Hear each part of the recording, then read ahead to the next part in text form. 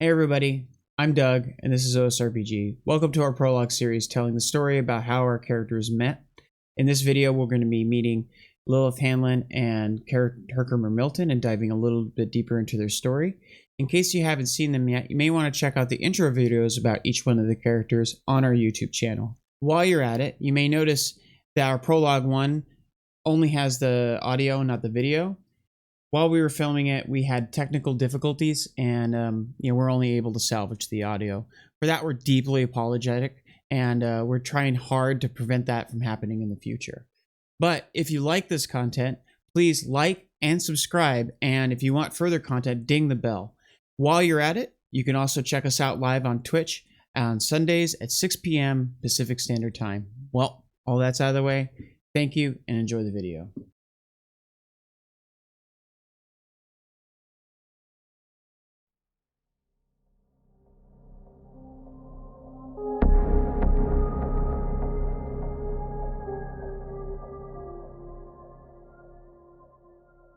Hey everybody, I'm Doug, and I'm going to be the storyteller for the evening. Hi, I'm Angela, and I'm playing Lillith Hanlon. Well, how do? I'm Ryan, and I'll be playing the character of Herkermer Milton. It's nighttime. Dark City has been shrouded in a horrible storm that has onset it. It is one evening later, after Herkermer had his rather relaxed evening with his friend Desmond. But he was quick to get back to task.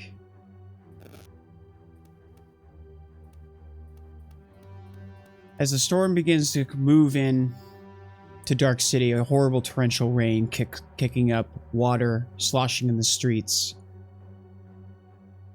Desmond had picked up Herkermer and driven to make a delivery. Along the way, they picked up the package that they were supposed to deliver. Baby girl and Betty. Two kind of strung out, sort of, they had a very woman of the night sort of feel, but they like to have fun. They were really nice. You dropped them off in a parking lot, and were told you're instructed to wait. You saw them open up their little see-through umbrellas, trying to shield themselves from the rain or keep it from getting on their face and letting their makeup run down. As they got into the other car, a old sedan, brown, with chips in its paint and a taillight that's broken out. You could see through the haze of rain, kind of being lit up by the street light. Into the car, only one individual sitting behind what you presume to be the driver's side wheel. As the crowded shapes kind of move closer together, you noticed that there was kind of some more jagged movement. Normally it would just look like a couple people having fun in a car on an evening. This looked aggressive. This looked violent. You heard a scream, and the car started, peeling out of the parking lot. Desmond is like, "Whoa, dude! Where the fuck are they going? Oh my god!" And he turns the car on and speeds down. Oh no. Oh no. I'm a much better driver than Desmond. Oh, so you pull on the wheel from him? Okay. Oh yeah. Okay. So you pull the wheel, you rip it. He's like, "No, back off." Yeah, you just get in the back. He's like, "All right, man. Oh shit, we can't lose this delivery, man. Oh my god. Oh my god." No, he ain't getting away from me. Get in the back. The car swerves ahead of you, speeding down the empty city streets of a burned out husk of this side of town, which is not known for its nightlife, let's just say. Well, they're getting a show tonight. It speeds through one or red light, two red lights, swerves around. Eventually, traffic kind of merges in. People trying to get to their homes out of the shelter of the rain and the night and what lives inside of it. You narrowly avoid getting T-boned by a vehicle speeding across a road. And in the swerving and fishtailing of the car that you're in, you lose track of the vehicle for a moment, but a moment's enough to speed down the street. You overshoot the corner.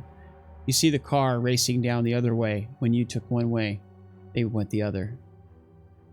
You think you can cut them off, so you speed around, trying to find a way over to a place where you can pick them and trail back up.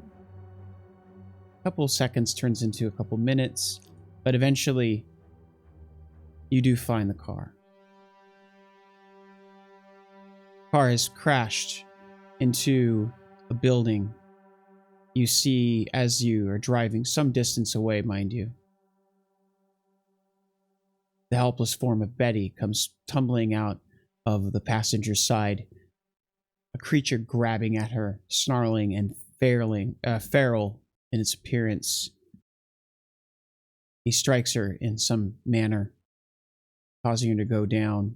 You notice that by the time you do arrive, Desmond's telling you to slow down because there are ambulance lights. You were quite some distance away when you first spotted them. Cops and ambulance have crowded into the scene, and Desmond, because of the nature of your business, has wisely cautioned you to hold back a little bit to spectate. Yeah, I'll find a parking spot that's near enough to watch, but far enough away to not be obtrusive. Mm-hmm. Okay. And then keep a lookout and see if I can see where that the feral one was going. Mm-hmm. Because if I can, I'd like to try and follow him. You get out, and you realize by the time that you had reintegrated yourself into the city sidewalk, walking, there are not many people crowding around. It's actually kind of vacant. There's no real spectating crowd, but there are some people kind of stepping out of their homes and sitting on their stoops, kind of taking shots. You notice that the form of the man is lying on the ground. He seems to be burning, or some sort of mist or vapor or smoke. You can't quite tell with the amount of rain there is. It's kind of clouding the details that would tell it what the source was, but he seems to be groaning in some form, in a very loud volume, obviously, because the rain is quite loud. Just keep watching him. Okay. You notice that the cop cars had arrived rather quickly. More than likely because somebody had pointed out the reckless nature of a car driving down the road, swerving back and forth, threatening to hit pedestrians. And an ambulance follows soon behind. Desmond looks over at you. My God, man. Oh my God. Is that baby girl? Baby... No, I think that's Betty. Where's baby? Oh my God, man! Look at the blood, bro. Oh God! Oh, he's gonna be pissed, man. She was on the juice. That was his favorite one. Oh, Betty's kind of like his other favorite one. But you know what I mean, man. Oh my God, we can't lose her. We can't. Shit. She looks like she's bleeding out or something, bro. Has the ambulance arrived, and are they already doing medical first aid stuff on her? It looks like they're just peeling up, right? Okay. You notice, I'm gonna get in there and start putting what little medical knowledge I have to use. Mm-hmm. And not trying to move her into any odd positions, but definitely looking for wounds, stopping blood. Sure. All that kind of stuff. Okay. So you go to. I take it you're running forward to. Okay. So as you begin to sprint forward, Desmond's kind of following you for a little bit. And he's like, "Say you're your brother, her brother, or something. I'll meet you at the hospital, bro." Okay. Hey, sis, I got you here. I got you. All right. You speed up to her and you crouch down to examine her body. She looks like she's been slashed in several places. Her dress is in shambles, revealing the undergarments that she was wearing. And you notice that there is several deep lacerations on her midriff. She's kind of looking like a very rough-looking human being at this point. Right. She's still screaming in pain, and so she's cognizant, but the wounds are definitely not superficial in any nature. You go to apply. I'll take the rest, whatever of her clothes aren't all. Yeah, there's some she had a jacket on that has been torn asunder, and you kind of take that and you start trying to stop the bleeding and that sort of stuff. You notice while you're doing that also you're very close to the other individual, the man. The man was he has kind of a crispy skin to him. It looks like he's not burnt per se, but more like shriveled, right? And you notice that there's kind of this faint wispy smoke. Now you can actually kind of smell it. It's very strong and sulfury, emanating from different portions of his face, and whatnot, right? It looks like his clothes are very hot to touch. Well, then not gonna touch that because I'm still putting pressure on these wounds. But if I can, I'm gonna look over and look at him, see if he's alive or he's groaning faintly. You notice the telltale signs of two fangs, or a set of fangs, slowly kind of retracting up. I'm gonna look over at him and be like, if you have a fast means of escape, I suggest you use them now. He doesn't seem to be coherent or cognizant of what you're saying to him. He just kind of looks at you with a glazed look over his eyes. He looks like he's drifting off almost. Kind of give him a little slap. Hey. No. Stay awake now.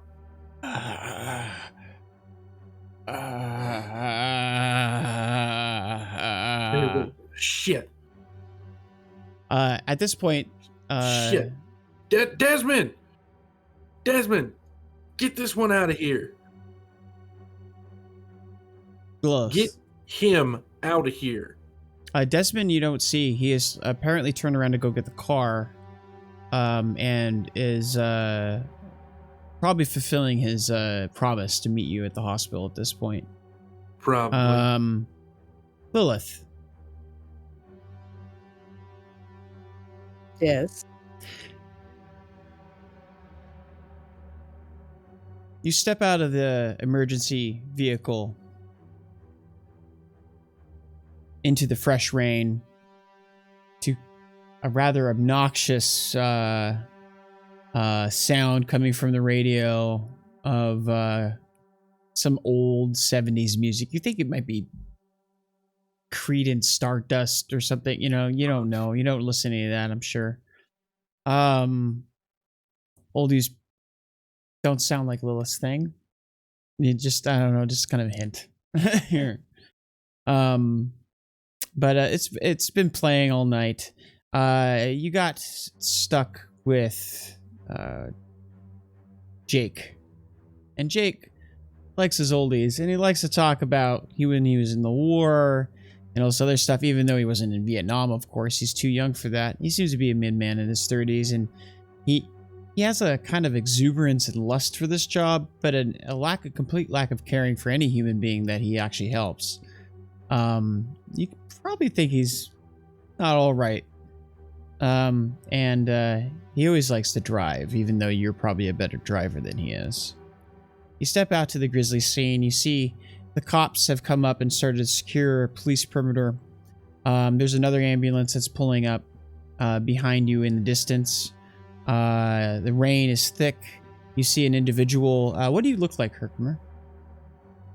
Oh, Herkermer, he's about 5'9", kind of long, little bit over the ears, shaggy, dark brown hair, brown eyes, just kind of your normal looking guy.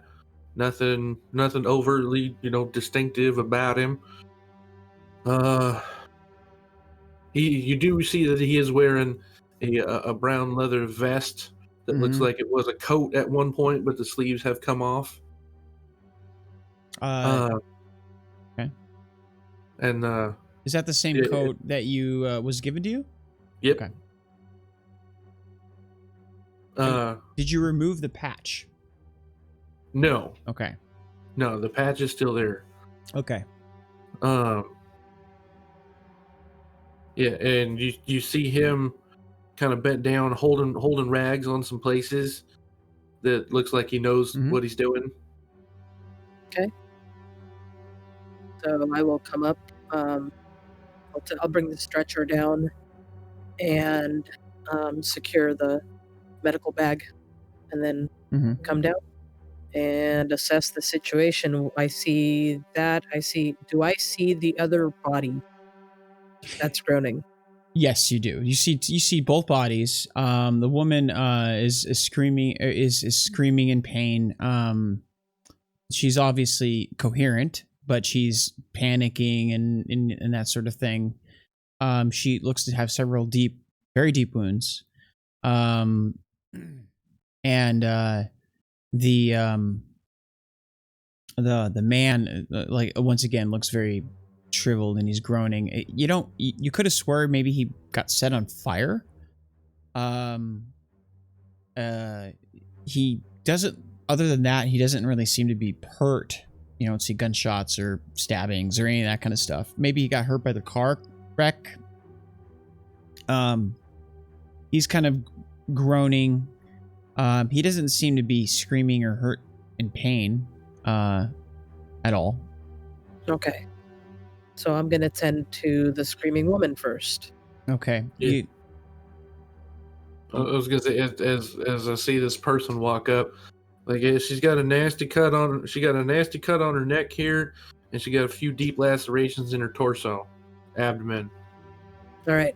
What you see is a paramedic uniform with a hoodie over, a medical bag, and the stretcher. She stands about 5'3", 5'4", black hair, dark brown eyes, skin color kind of like mine. Yeah. And so she'll go up and start assessing the wounds and start packing them. Okay. Jake sees to the other one. He says he kneels down and he's like, "What the fuck is going on here, man? Oh my god, you're fucked, pal." And he starts like trying to assess him, put the legs. Hey, you wake, man? You wake? Got some good bedside manner there. That's Jake. Jake. So keep talking to her. Mm-hmm. Keep her awake. Yeah, well, that's what I'm working. Yeah, dude. Her name is Betty. Hi, Betty. How you doing? Okay, she seems to be like looking over. It's like, "Oh, this hurts so bad." She looks at you with pleading eyes, Lilith. That motherfucker.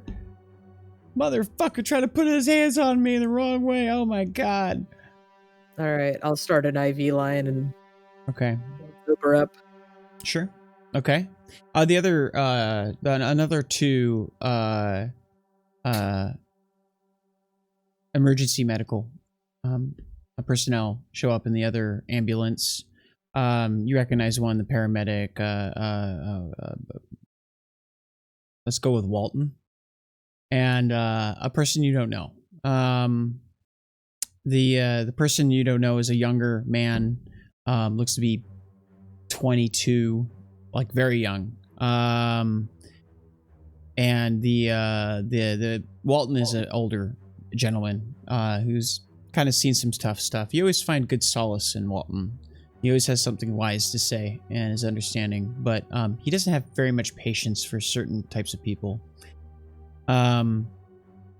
He comes up, and then Jake goes from the other individuals like, I don't know what's going on with this guy. I think he got burned or whatever. And they start having their chat about, like, because he's passing off the other individual.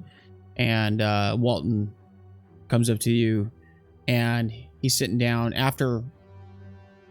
I'm assuming Lilith gives him an assessment of what she's seen. Yeah, okay. Okay. Knife slashes, domestic violence is what it sounds like, according to what she said. She sliced through the neck, she sliced through the torso. Mm-hmm. Okay. So, after hearing that, you guys go to work, and he's like, who are you? It looks over at Herkermer. Oh, name's Herkermer Milton. I'm her brother. Oh, okay. Did you see what happened? I didn't see exactly what happened. I was more chasing after him after they got into a car. Oh, okay. And they crashed here? Yeah. I got you. Don't worry, man. We'll stay. Hey, what's her name? Her name is Betty. Hey, don't worry, Betty. Don't worry. We got you. And then he, issues a sedative to her to kind of calm her down. And then looks over at you, and you notice that there's like that shop talk that, like as you guys are just kind of working. It looks like you have more or less stabilized at this point, and you guys are getting ready to move her. He's like, oh my god, this guy they stuck me with tonight, Erie. Oh my god, I can't do it. They're just these cutbacks. They're just sending us. This guy doesn't even know what he's doing. He's just driving. He hasn't gone to school or nothing. Why do they have him driving? Because they can't afford an EMT, not even EMT. They can't even have a doctor come along or anybody or a paramedic. They can't do it. They were too stretched thin. Yeah, so they just got this guy driving around. So you're pretty much doing it by yourself. I can't do this. Hey, Jake. Jake's like, Wade, what's up, man? What do you need, man? Hey, get out of my way, newbie. What do you want, Walton? Walton's like, come here. Do you mind? And he looks over at you, Lilith. He's like, do you mind swapping? I mean, all you gotta do is drive. I mean, like, I hear you're almost off anyway. You're on those shorter shifts. Just for tonight. I promise I'll get you back. I'll cover a shift for you. I hear you're looking for a little bit more you time. Mind taking this guy? I'll take Jake. I can stand Jake. Sure. Okay. Hey, Jake. That guy looks pretty serious. Let me ride with you. And you guys, we'll leave these two with the. Yeah. Cutting out. Is it obvious to me that any of these folks are more than human, aside from the one that was on the ground? No. I presume at her job, I mean, correct me if I'm wrong, I would presume at her job, Lilith would probably have Blush of Health active. Yes. At almost all times. Do you would you, Herkermer, feel that you would be blushed at all? Although I know you I always. am always Yeah, blushed. that's right. That's right. I'm always blushed. All these new rules, man. Right. That's cool. Okay. Check. So yeah. She did all these individuals look human. No, nothing weird. So the new guy comes up. He's like, "Hey, how you doing? So we put her in the thing? Yeah. Make sure you don't rip any of the tubes out. Oh, okay. And he's like, he's like, looks like he's looking around for like a little like switch, like the I'll just start doing it myself. I'll stand next to him and be like, "Yeah, see, you should have hit that button right there." Okay. Oh. Thanks, man. Yeah. Yeah, you're really helping out. Then he helps you. I mean, if you'd like, I can show you how to do it. No, I got this. All right. And he basically helps you push the cart and get it. He gets it in pretty. I mean, it's just a cart, He's obviously done this like twice. and after it goes, I walk up to this to Lillith, who I don't know this. I don't know your name yet, but I walk up to your character, and I feel very sorry for you. I remember when I was the newbie. Ooh. I know. I owe him. All right. Well, can I get in the back? You mind if I ride with you? I am her brother. Sure. All right. You get in. So I'll get in the back with the newbie driving. Yeah. Okay. He just kind of goes up front, but he doesn't even ask you. He's just like, okay. Gets up there, and he turns on. He gets in the thing, and then you hear him yell back, "Hey, this music's pretty good. I love oldies." And he turns it up. Oh Lord. Hey, what's wrong with the oldies? I've been hearing it all night. Fair enough. So you begin driving rather quickly still, even though she's stabilized for now. I mean, problems, stuff happens, right? And you hear the lights go on. To you, Herkermer, it's kind of reassuring. It's kind of like, I haven't heard this in a while. I mean, obviously you're in a distance all the time, but like, right, driving it kind of. I miss being in the back of these things. Yeah. You guys go over a rough bump on the way there, and you feel the bump jar through the medical wagon very violently, and the even though it's secured, the woman kind of gets jostled in a way. I suppose is a good, like, to where one of her a part of her clothes like end up exposing a wound that you hadn't seen. You did a pretty good cursory examination, but you didn't want to move her too much, and she didn't seem to be bleeding from this area. However, now with the eruption that has happened underneath her, you notice a pool of blood start to form on the small of her back, and all of a sudden it occurs to you, Lillith, that you have not fed in quite some time. You begin staring at it first, trying to probably keep small talk or do odd things, try to keep your mind off of it as you normally do. Seems to get you through, but it's unconscionable. Your eyes are just drawn back to the sanguine substance that is leaving. You feel the pit turn into a painful spike in your stomach, which erupts into an urge that claws its way up.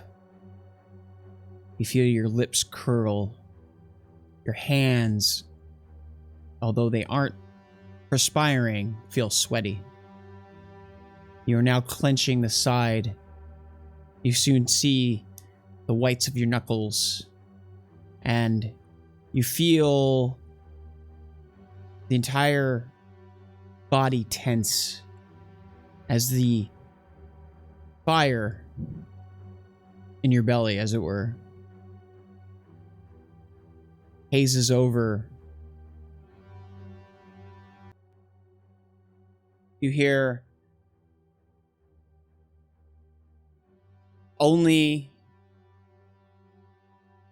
a red surrender, a haze over your hearing. Whatever Herkermer might be saying at the moment falls past you, and you frenzy. Herkermer, you see her go stiff for a moment. She was... Have I seen this before? I would say yes. I say you've seen a hunger frenzy, it's for sure. Okay. Maybe not a lot, but... Sure. Can I attempt to grab her before she goes apeshit? Yeah, you can grab her. Okay. You go to grab her.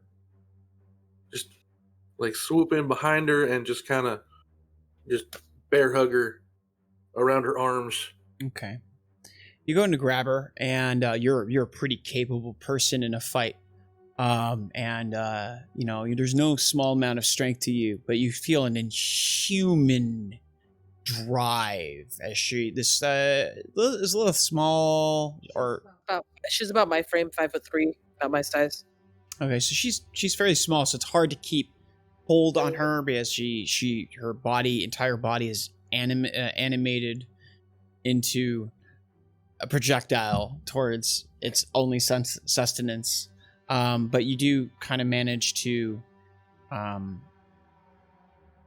try to keep her at bay, and she begins fighting you. Right. She is now trying to bite and lash at you. You see two fangs protruding from her mouth. You see the blush of her life slip away into the pallid skin of a creature of the night. You see the red in her eyes. I reach up with my arm, if I may, and I just latch her fangs into my arm. Really? Okay. So to let her feed on me so she don't fuck up my friend. Sure. Okay. So you hold out your arm right in front of her, and it's not even a thought. Her mouth immediately clamps down, and you feel the fangs suck in. You feel the pleasure and ecstasy of the kiss wash over you. And you two fall into surrender. Her only fixated, grabbing your arm and feeding. She drinks quite a bit, but not enough to cause you to fall in too bad of a state or grow hungry yourself. All right. And slowly... And she looks like she's starting to calm herself down. I kind of pry her off my arm and then just go back to grabbing her. Okay. Just holding her until she calms down. Okay. So, Lilith, you regain faculty over yourself. You don't remember exactly what happened. The haze lifts from your thing, and you're staring at an arm and blood all over your face. The blood, by the way, is not normal. It seems to be very quickly thickened and staining. You look at the horror of the scene in front of you, even though it's not brutal as it was the night previous. You still have blood on your hands. You feel the hunger inside of you has now been sated. You feel as though the pressure on the side of your temples is lightened. And you're visibly shaking.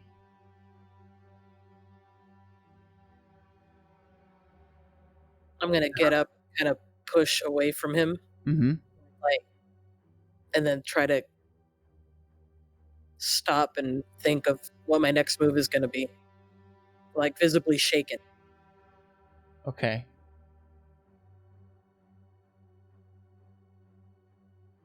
Well, I'm certain that doesn't happen every day or night.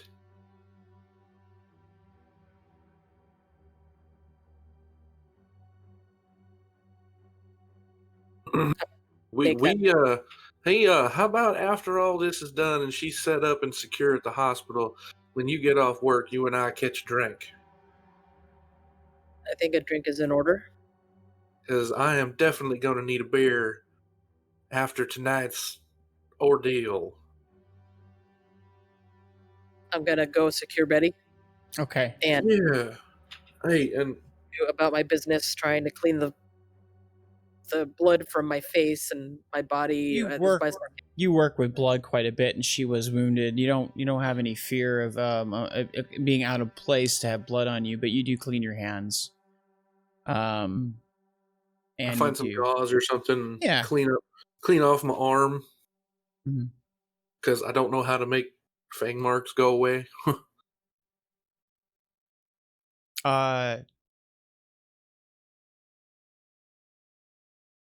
Yes. Lillith is going to swipe some sedative from the ambulance, seeing as the other ambulance administered a sedative. Mm-hmm. So, Okay. So you take a sedative, you pocket it.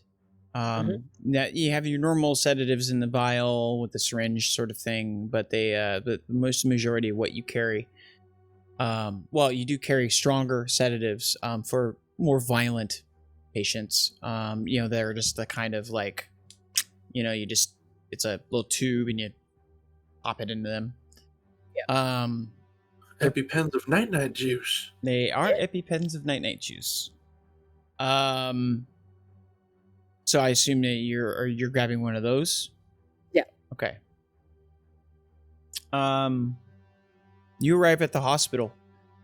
St. Peregrine's is a familiar sight to you, Herkermer, and equally Lillith. In fact, most of your calls end up bringing individuals here because the only other hospital is on the farthest side of town. From you. This St. Peregrine's sits within a sort of a medical complex, as it were. There's a tall white building that looks old and aged. It's one of the oldest buildings in the city. It's been a hospital for only about half that time, however. Before that, it was something else. It has a very rigid architecture, which does not belie a Catholic name as such as St. Peregrine's. It looks like it might have been maybe a business building of some sort. You see, whenever you look at it, you can't help but think of how many people must have gotten hurt building the place that now heals people, or tries to, anyway. You pull into the emergency medical drive and go through the normal routine of pulling people out and that sort of thing. St. Peregrine's is because it serves probably the majority of the city. It's always packed. There's always a ton of people here, but it also suffers from financial difficulties. It has sought various remedies for these, including, having private practices and private research groups that it partners with and so forth. But it always seems to be never catching up to the keeping a sterile environment like a hospital should, or having a hallway that needs to be remodeled, or having supplies that are basic. You drop off the body of Betty, and she gets wheeled in by the rest of the doctors. You give them the normal pass off. You have them the chart, and this is all the stuff, blood pressure, that sort of stuff. Insert tech jargon here, right? And you're sat staring at her rolling away. Herkermer, what are you doing, Herkermer? Well, I'm looking to this person that I just met. Mm-hmm. When is your shift over? About 4. How long is that until now, or from now? I would say it's pretty late in the night. It'd probably be about another hour. You do know that, Lillith, that you might be able to actually get off early. You often seem to have that sort of sway. All you got to do is, well, you know what you need to do. Yeah, I could probably get off an hour early. I can get off here in a little bit. All right. Well, I'll be out here. Okay. I'll be back. You see the other, as you say, your farewells for the time being. You see the other ambulance pull up, and you see Jake get out from the back side of it, and he's like, "Motherfucker!" All right, and he's like nursing the side of his face, which looks bruised, and there, Walton gets out from helping. They help pull the car out. With Walton appearing from the inside of the vehicle, out the back, and you hear Jake swearing, like, "Motherfucker!" and he's passing him off. It's like, "God damn, fucking crazy juice heads! I fucking had to dope that guy with 5 fucking syringes. Can you believe that shit? Guy went all trying to fucking bite me and fucking shit. Fuck him." "That's right, douchebag." I'll look at Herkermer very pointedly. Mm-hmm. And I look right back, and I'm like, "Shrug." Walton. Kind of give her that look of, what the hell we gonna do? Bust him out? I'll follow him in Mm-hmm. as they're passing off the charts, and I'll see where they're going to put him. Okay. They look like he's obviously cuffed. Now, Yeah. He was actually cuffed when he got into the vehicle. The police put cuffs on him. Okay. And restrained him because, he's obviously, they didn't want a person who could be culpable for committing a crime to escape. So, and the cop had actually exited the vehicle with him in order, a cop you don't know, right? And he goes off to do his cop things. The body gets wheeled in, and they put him in a bigger room in the back. You walk by the form of Betty. She's having been stabilized, and her wounds been treated more or less, not completely. Obviously, she probably needs surgery at least, to stitches, that sort of stuff, right? You see her basically in the waiting hall, right? And they pull him in, and the doctors go to flick their lights, and he looks to be completely unconscious. And he's no longer smoking, by the way, even though you didn't really see that. You smelt it? Yes. Is he completely unconscious, or is he dead? You don't know. Are you going to go up and check his vitals? Yes. Okay. I will check him. I will go for a pulse. Okay. You notice the doctor kind of looks at you, like, the emergency room doctor just kind of looks at you. I mean, you know each other. Yeah. So they're not, like, rude or anything, but you don't generally go in and help operate unless they need you. So it's kind of a weird. I mean, weird. I'll just look at him and shrug and be like, "This one kind of hit me hard." He's like, all right, whatever. Then he goes back to checking his eyes and ordering drugs and administering, and then as the nurses kind of enter syringes and that kind of stuff, you notice the cop is over in the corner, talking with his other buddy about how they got in a fight. You check his vitals, and he seems dead. Obviously, they hook an EKG up to him, which is the little blippy thing, I think. I don't know doctor stuff. I need to watch ER or something, right?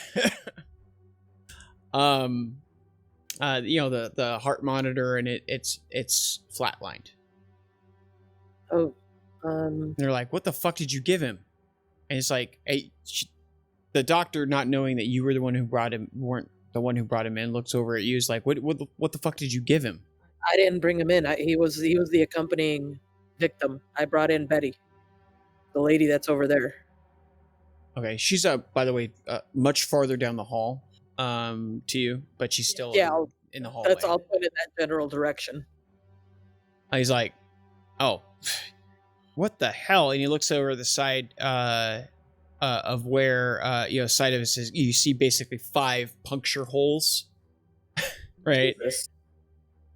It's like, did they trank this guy 5 times? Looks like it. Oh, fucking hell.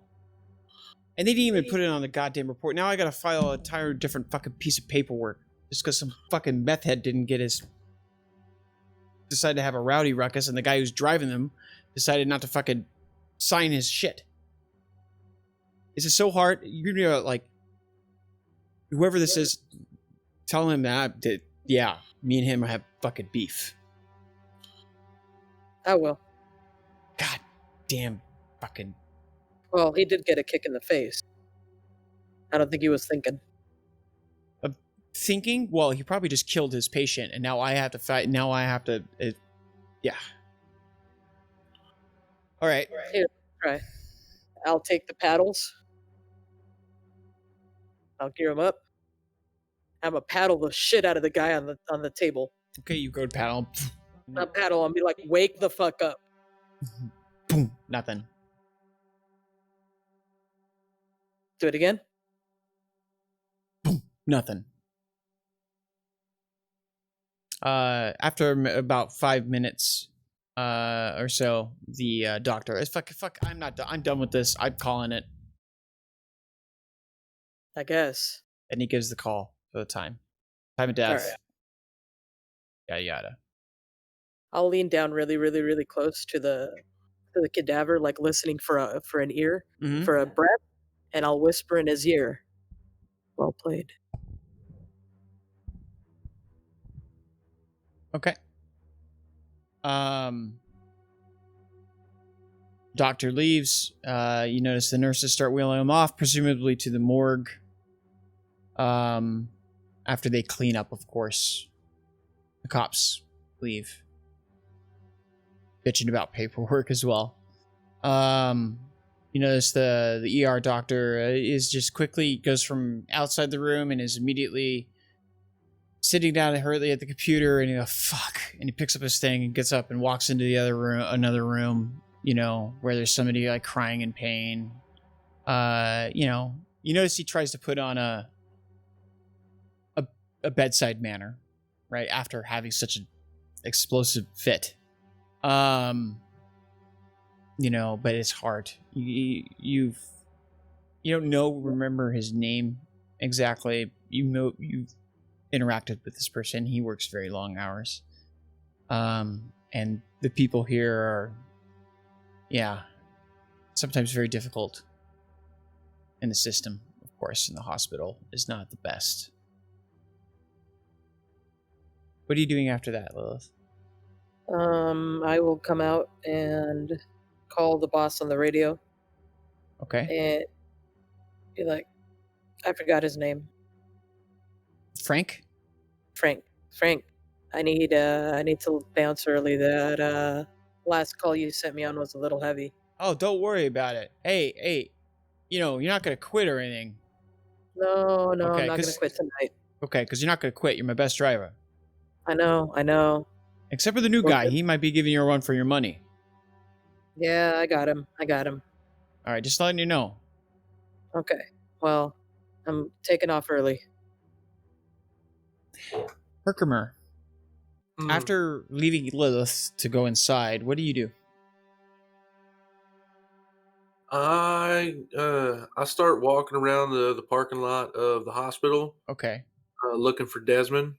You do notice that Desmond is parked, and as soon as he sees you first, presumably because he gets out of the car and he's like, "Hey, Right. Oh, hey. Jumped on over to him. yeah, what's up? Did you find her?" Yeah.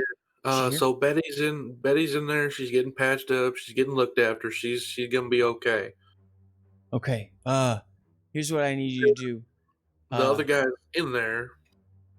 I don't care about him. He's not the client. The person who owns that blood doll, that's her favorite one. That's his favorite one. So here, I've done this before. Just all you need to do is go in and tell them I'm with family too, right? Because then, like, okay, it's more believable, right? And after that, I'll just, when she's done, we could just, like, after she's done getting whatever she needs to get done, we could just, like, grab her and have her walk out. She ain't walking out. She needs surgery. I seen the wounds on her. She needs surgery. Oh man, She's gonna be in there a while. Man. All right. But you know where she is, right? Well, I don't know exactly what room she's going into now, but I have a contact within the hospital now who I'm fairly certain who can tell me where she's at. Okay. When you see her next, I'm gonna go and try to deal with this. I need to explain, what's gonna go on, why his favorite honestly, blood doll isn't coming back, and just to let you know, the person that took her, he's one of us. What do you mean? Like he had fangs. Oh yeah, of course he had fangs. I'm just saying, I would have whoever had control of this doll. Yeah. Check into their enemies because they might be trying to do something untoward to the owner of said blood doll. Oh, maybe. I don't know. Maybe, like sometimes you get freaky guys who just like take it too far or they're too hungry. I don't know what that dude's problem was. Honestly, it's like, sometimes maybe one of the girls was doped up or something and, he got high while taking a sip, Maybe, I don't know, but it's not up to me to know. Yeah. I don't know. Yeah, we'll find out. I gotta go explain this. You keep an eye. Just tell her not to sign anything. She's Right. currently unconscious. Okay. When you see her, can you keep an eye on her for me? I'll be back a little later. You got that burner I gave you, right? Yeah. Okay. Yeah, I got that. Yeah, I'll keep an eye on her. Yeah, I'll go. Yeah, okay. Yeah. Go handle things with the boss. All right. Keep an eye on her. Okay. You got this, Bear. You got this. You're great. You're the best. That's right. You're the best. I like that jacket on you, man. Well, thank you. It's Look good. You look good. It feels good. All right. And he like kind of saunters off. All right. Walk back in, go into the room and put up the pretense of being the concerned brother. Sure. As you walk back in, you do notice Lilith. Just kind of give her a wave. Be like, hey, I'm going to hang out with my sister for a while if you'd like to have that conversation. Well, they have her in the hallways right now, so the only place we have is the waiting room. Yeah, well, I told my friend that I would keep an eye on her, so I need to keep an eye on her. All right. Is there somewhere better that we could talk, that maybe you could call a friend in whenever she gets moved to a room to find out where she went? Yeah, I could probably do that. All right. Well, how about we go to the cafeteria? Ain't nobody going to pay attention to us up there. All Okay. right, let's do that.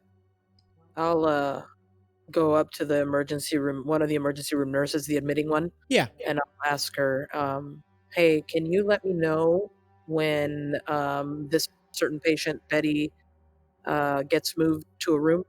Oh, sure, hon. I'll let you know. Okay. Well, thank you. I have my cell phone on me. Oh, you have a good one. I love your makeup, by the way. It's really Thank good. you. And I will go to the cafeteria. Make our way there. Okay, the cafeteria is on the second floor of the building. It's pretty accessible for most anywhere. You notice the important things, right? It's empty this time of night. Oh, as far as it's not like there's not serving lunch or anything like that. The kitchen's closed. But you do notice like there's a substantial row of vending machine, prepackaged sandwiches, that sort of stuff. Most of the people who are here are just basically coming in, grabbing something, and sitting in the corner or on their own. And now on that side of the room, it's a very wide, spacious thing. There's a kind of a meridian with some plants and stuff like that kind of shields the back half of towards the kitchen area where people would normally during the day, grab a hot meal and have a place to sit and eat. But now it's pretty much vacant. Off in the distance, you can hear the vacuum cleaners from the janitors kind of cleaning the carpets, things like that. But other than that, you're fairly isolated. All right. Hi. First off, might I suggest a change of profession? I've been trying for months. They won't let me. I just went the homeless route. They won't let me quit. I keep telling them to let me quit. So what happened? Apparently, you were hungry. So rather than let you eat my friend, I let you eat me. So I assume that means you're one of whatever I am. More or less. What does that mean? Herkermer holds up his left hand, and you see a very distinctive circular brand that has a line through it, kind of like a half full moon, half empty moon, like a half full moon kind of brand on his hand. That's what I mean. What does that mean? Oh Lord, has no one told you what's going on? Going on with what? I have no idea what's happening. So you don't know that you're a vampire? Well, I knew that. I kind of got that one down. Okay. So did they not tell you how it works? Has nobody been here teaching you anything? Don't eat anybody and don't let anybody know who we are. But that's it? Pretty much. Oh, you sweet summer child.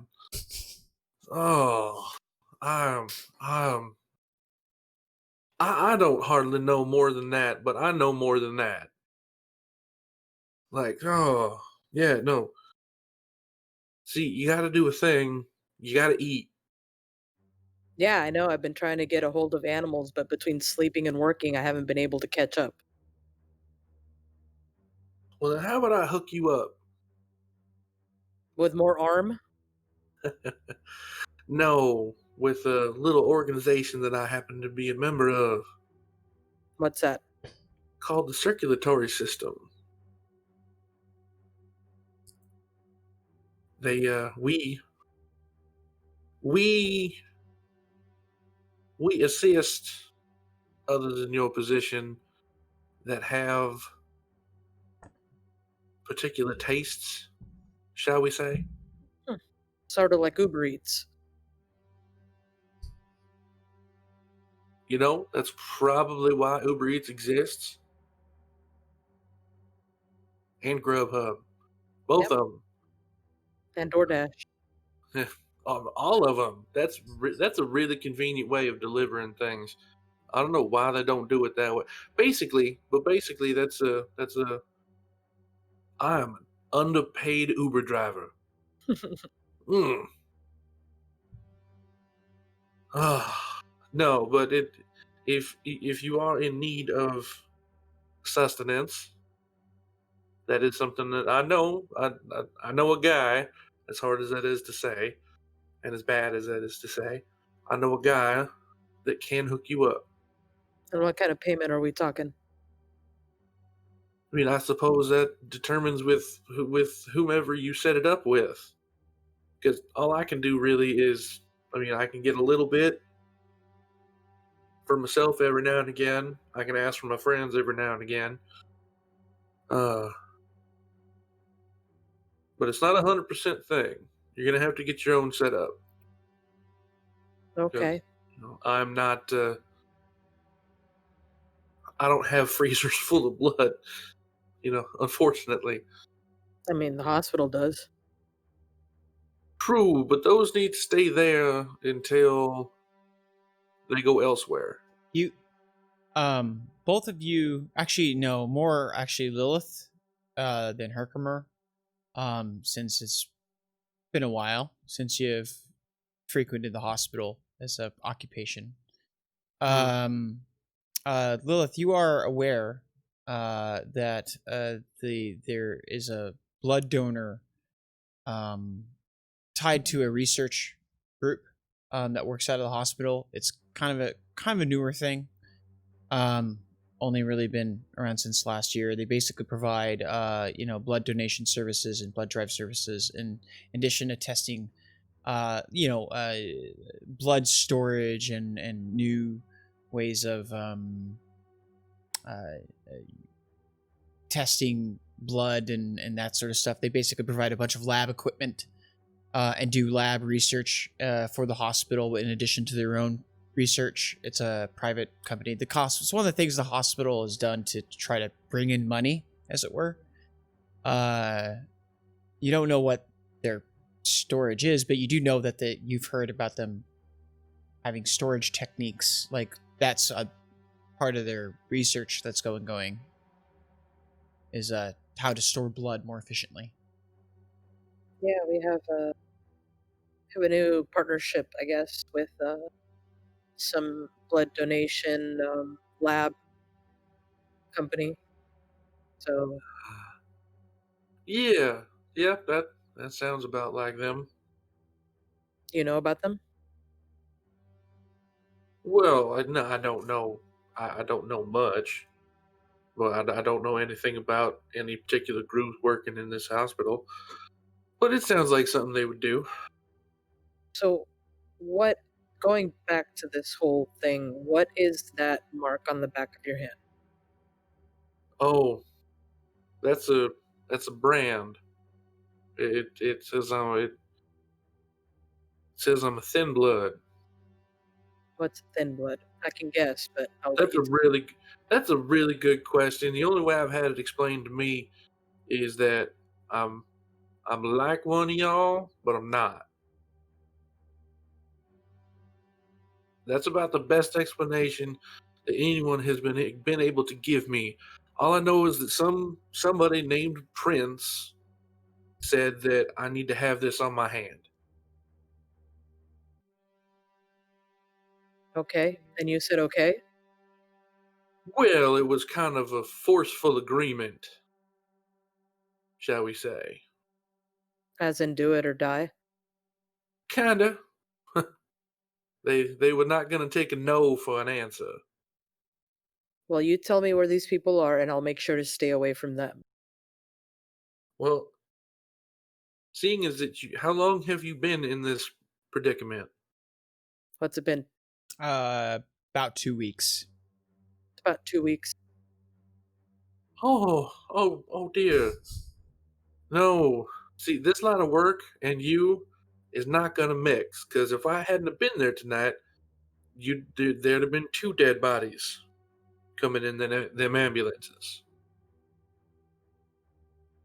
Okay, you seriously either need to be well fed before you go out on your nightly run, or stop. One of the two. Like, not to be kind of fatalist about it, but those are really your only 2 options. Yeah. This is a whole new world that you have come into. And by the way, do you know anything about how when it happened? Yeah. So why don't you go looking for that person? He comes and finds me. Well, then I suggest you make yourself more findable because they are doing a horrible job of teaching you anything. Should I tell him that? Yeah, I think so. I don't know. I don't know what happened for me. I just kind of woke up like this one day. Oh. Did you say you're homeless? By choice. Because I have a place. You have a place? I have a place. Well, I don't necessarily need a place to stay. I got that covered.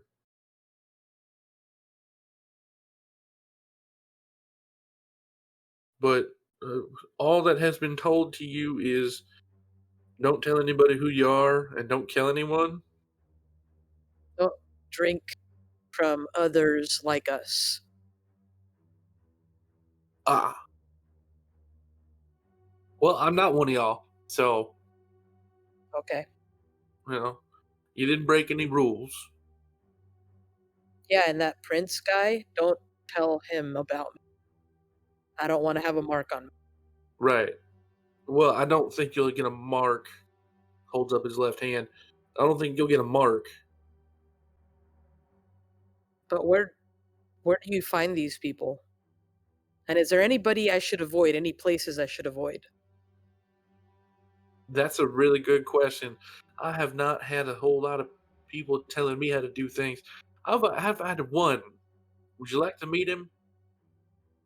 Sure. Do they know about us? Yeah. Are they human or are they one of us? I think they're one like me. Oh, okay. All right. Well, come on. All right, let's go. Or no, hold on. I will use my phone to call Desmond. After a couple moments of ringing, the phone doesn't pick up, but then you receive a text message back. It's like, "What's up, my man?" Text back. Got another newbie. Need instruction for them ASAP. They're full-blooded. Oh. ...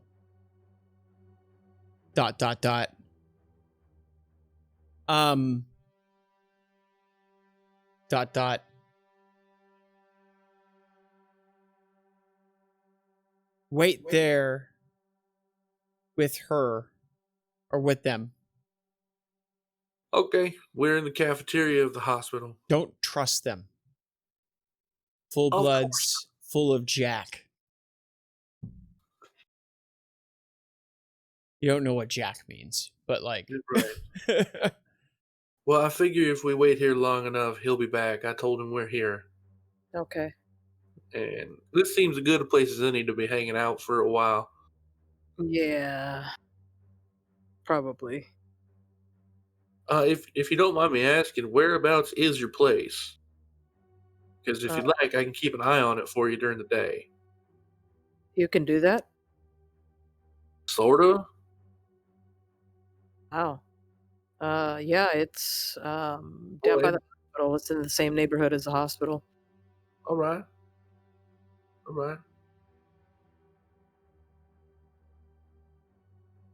So, oh, that's right. You haven't been able to see the sun for a while, huh? Yeah. It's been 2 weeks. How has 2 weeks of perpetual night been? Very strange. Very Eerie, strange. very Like how? surreal. Surreal. Like living in a post-apocalyptic world almost. Hmm. Yeah, I don't know what I'd do if I couldn't see the sun no more.